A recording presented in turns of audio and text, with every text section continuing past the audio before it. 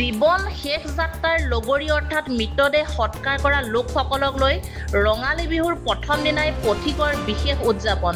স্বেচ্ছাসেৱী অনুষ্ঠান পথিকৰ ভগ্নী প্ৰকল্প মুক্তিপথ অৰ্থাৎ জীৱনৰ শেষ যাত্ৰাত আৰ্তজন কাষত থকা অনুষ্ঠান। এই মুক্তিপথৰ জৰিয়তে মানুহৰ জীৱনৰ অন্তিম যাত্ৰাৰ সময়ত আৰ্তজনৰ কাষত থাকি সেৱা আগবঢ়াই আহিছে অনুষ্ঠানটোৱে। এইবাৰ ৰঙালী বিহুৰ প্ৰথম দিনটোতে পথিকে এক ব্যতিক্ৰমী ৰূপত উদযাপন কৰে। এই অনুষ্ঠানত পৰ্দাৰ আঁৰত থকা লোক অৰ্থাৎ সমাজ সৈনিকসকল যেনে যিসকল মৃতদেহ সৎকাৰ কৰে তেওঁলোকক বিশেষ সন্মান প্ৰদৰ্শন কৰে। সমাজত সন্মান ক্ষেত্ৰত পিছ পৰি থকা বহু সময়ে উপেক্ষিত এইসকল সেৱকৰ সন্মানাৰ্থে পথিকে বিশেষ কাৰ্যসূচীৰ আয়োজন কৰে। এই অনুষ্ঠানটিত মৃতদেহ সৎকাৰত জড়িত যেনে ৰিকি মণ্ডল, প্ৰমোদ চাহানী আৰু ফুকন মণ্ডল অতি আদৰেৰে ভক্তিভৰা সেৱা প্ৰাৰ্থনাৰে বিহুৱা প্ৰদান কৰে।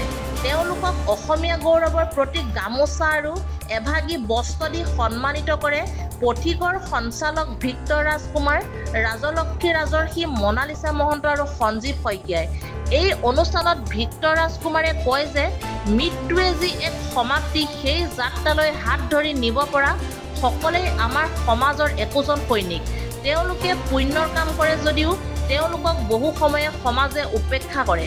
সময়ে সময়ে দেখা যায় জীৱনৰ শেষ যাত্ৰাত লগ দিয়াৰ মানুহসকলক সমাজত অৱহেলা কৰা হয়। পথিকৰ এই বিশেষ প্ৰয়াসে তেওঁলোকৰ সন্মান পুনৰুদ্ধাৰ কৰিবলৈ এক দৃষ্টান্ত স্থাপন কৰিছে। এই উদাহৰণে প্ৰমাণ কৰি দিয়ে যে ৰঙালী বিহুৰ আনন্দ কেৱল নাচ গান বা ভোজ ভাতত সীমাবদ্ধ নহয়। এয়াই হ'ল আচল অসমীয়া সংস্কৃতিৰ অৰ্থ। এটা মানৱীয় আহ্বান লৈ পথিকে সমাজৰ সেই সদস্যসকলৰ হাতত গামোচা দিয়ে যিসকলে সমাধিত গতি দিবলৈ কষ্ট স্বীকাৰ কৰে। এই উদযাপন কেৱল এজনৰ নহয়, সমগ্ৰ সমাজৰ বাবে। সঁচা মনেৰে সেৱা আগবঢ়োৱা এই লোকসকলক যি মৰ্যাদা আৰু স্থান প্ৰদান কৰিছে পথিকে, সেইটো সঁচাই মানৱতা। তেনে মানসিকতা, তেনে দৃষ্টিভংগী আৰু তেনে প্ৰচেষ্টাই আমাৰ সমাজৰ বিশেষ সৌন্দৰ্য। এয়াই হ'ল জীৱনৰ শেষ লগৰীলৈ আগবঢ়োৱা এক সন্মানৰ বিহু। পথিকে সৃষ্টি কৰা এটি হৃদয়স্পৰ্শী উদাহৰণ। গতিকে ইতিমধ্যে 12টা প্ৰকল্পৰ জৰিয়তে বিভিন্ন কাম দুখীয়াসকলৰ কাৰণেতো কৰি আছেই। এই কথাটো মানে কিয় আহিল চাওক, আমি জীৱিত অৱস্থাত মানুহখিনিক সা সন্মান দি পেলাই যথেষ্ট আমি কৰ্ম কৰোৱেই, কিন্তু এই যে মানুহ এজনৰ জন্ম হওঁতে পৃথিৱীলৈ খুব উলহ মালহেৰে এটা কেঁচুৱা গাদৰি অনা হয়নে? ঠিক আমি ভাবোঁ যে মৃত্যুৰ পাছতো তেনেকৈয়ে যদি এজন মানুহক বিদায় দিব পৰা হয় তেতিয়া ভাল লাগে তাৰমানে।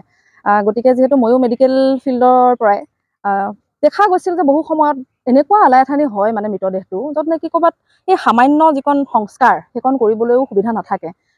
সেই বস্তুটো আমি আচলতে দেখোঁ, আমি যেতিয়া মানুহৰ দুখ দেখোঁ, দেখাৰ লগে লগে মনত এটা কিবা কৰা হাবিয়াস জাগে আৰু তাৰ ফলশ্ৰুতিত এটা প্ৰকল্পৰ জন্ম হয়। এনেকৈয়ে তাৰমানে আমাৰ আলোচনাৰ মাজতে 2021 চনৰ 26 জানুৱাৰী দিনাৰ পৰা এই প্ৰকল্পটো আৰম্ভ হ'ল।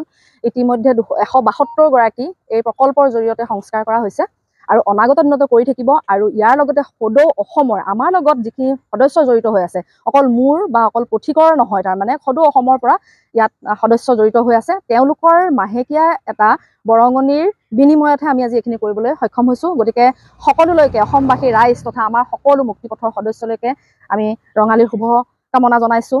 আমাক সহায় কৰি যাওক। আমি আপোনালোকে সহায় হাতখন আগবঢ়াই গ'লে আমি হাজাৰজনৰ কাৰণে হয় কৰি যাব পাৰিম, এই বিশ্বাস লগত আছে। পুনৰবাৰ শুভকামনা জনালোঁ। আমি প্ৰথমতে মই এই চেগতে ৰঙালীৰ আজি যিটো গৰু বিহুৰ শুভকামনা জনাইছোঁ, ৰঙালীৰ উলগো জনাইছোঁ। আমাৰ পথিকৰ আমি যিটো প্ৰকল্প লৈছোঁ মুক্তিপথ, আপোনালোকে দেখিছে, মুক্তিপথৰ প্ৰথম কথাটোৱে হৈছিলে যে আমি আৰ্তজনৰ কাষত সহায় কৰাৰ আমাৰ যিটো উদ্দেশ্য। আৰু সেই আৰ্তজনৰ কাষত লৈ যাওঁতে আমাক যিসকল লোকে সদায় সহায় কৰি আহিছে, তেখেতলোক সদায় চাবচোন মৃত্যুৰ শ্মশানত যিসকল লোকে কৰ্মৰত হয় তেখেতলোক সদায় থাকি যায়। তেখেতলোকক কোনো চিন নাপায় বা তেখেতলোকৰ কেতিয়াও মানে চিনাকিটো আখলৈ নাযায় যে যিসকলে শেষ কৃত্য সম্পন্ন কৰাত সহায় কৰে।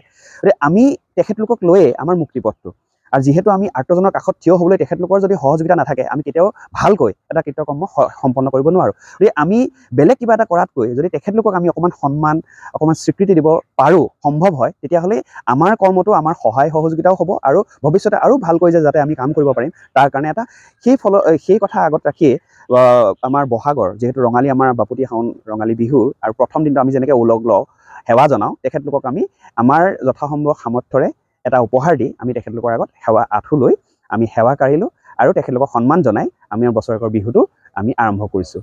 সেয়ে আমাৰ উদ্দেশ্য। আৰু আকৌ কৈছোঁ, ৰঙালী বিহুৰ শুভকামনা সকলোলৈকে যাচিছোঁ। যোৰহাটৰ পৰা সুমিত দাসৰ ৰিপৰ্ট, E24 লাইভ ব্ৰেক।